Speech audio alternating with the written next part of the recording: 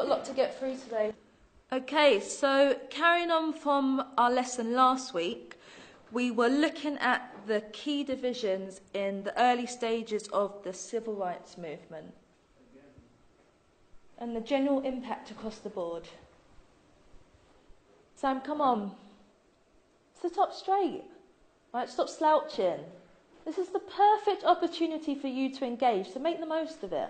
But we learn the same stuff every year for Black History Month. Every single October we learn the same things, either apartheid, slavery, or the civil rights. How many of you guys have actually learned something new these last years? See? That's what I mean. Sam, this is our history, come on, man. No, seriously.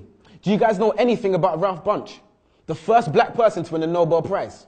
Or that the richest person ever lived was a black man named King Musa I of Mali? What about Ella Baker?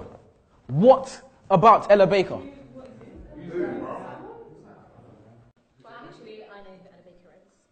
One of the most influential women of the civil rights movement. This is why I can't take Black History Month seriously, man.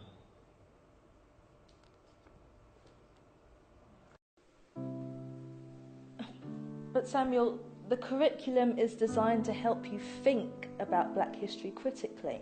Actually, miss, it's designed to teach us what to think, not how to think.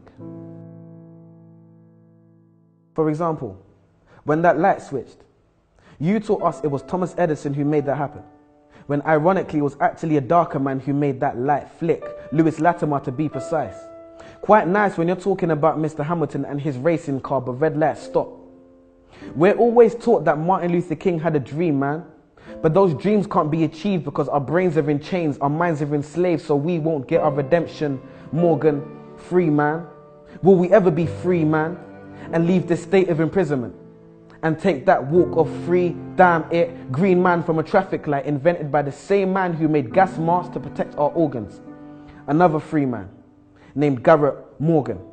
But I bet you never knew that. We need to open our minds.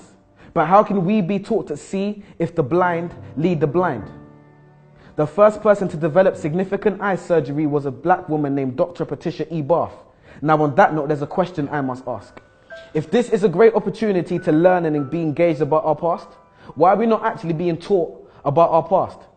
Transatlantic slavery, where we're taught Black history starts, but is it really? There seems to be a lot you haven't told us. And you shut down and hold back on the bold ones who stand against the way you're trying to mold us. Consistent enemies of progress. You're surprised because I know things you don't expect me to know yet. And when I tell you you're wrong for telling me about me, you call it a riot while I call it a protest. The Broadwater Farm riots.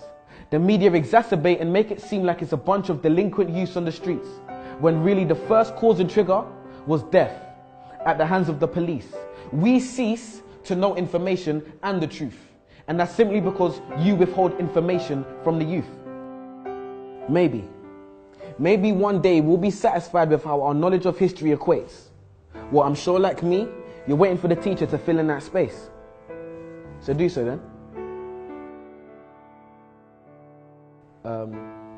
No answer. Well, maybe I can help and just throw out there some names. Mary Seacole, a Crimean war nurse. Mary Prince, a black female author. To be precise, she was the first. Bernie Grant, influential local activist and respected NP. Trevor McDonald, one of the first black ITN journalists to hit the TV screen.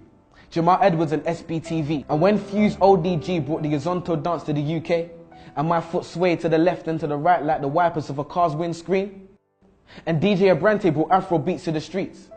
See, it's funny when we think of our childhood memories. A man who was actually funny, Lenny Henry. Many others, and the list continues. Marcus Garvey, Haile Selassie, Bob Marley, Ignatius Sancho, Tupac, Fela Kuti, Muhammad Ali, Maya Angelou, R.I.P., Kwame Nkrumah, the first Ghanaian president who retained independence from England, the Windrush ship which brought Caribbeans to Britain. So much to learn in just 1 month. A tip of the iceberg, a tiny grace. And what was the first black Roman emperor's name? Years passed and we're still caught up in the same civil rights age, which isn't bad if you learn something new, but we don't. And we're not being taught enough about our culture, so there's no one else to blame but you. And if not you, then who? Questions, questions, questions. If you're not teaching us these things, then I'm inclined to believe it's because you don't know. No. You're the teacher. Your job is to teach, so you must know. And if you do, that must mean you don't want us to know, but that's low.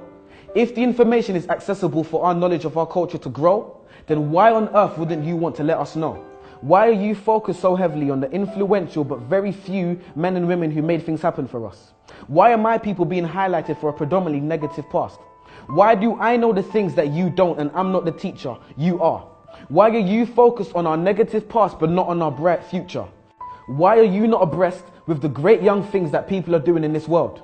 Why are young people's trademarks and stereotypes gang culture and young pregnant girls? Why are the young people not being given the time of day? And his name was Septimus Severus, by the way.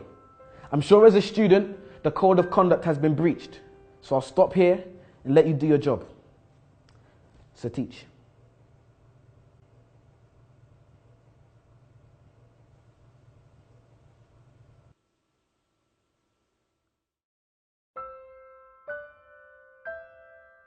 Okay, yo peoples, how's it going? It's your boy Samuel King. This is my poem, What I Wasn't Taught in School. And you're watching Word on the Curb. Blow.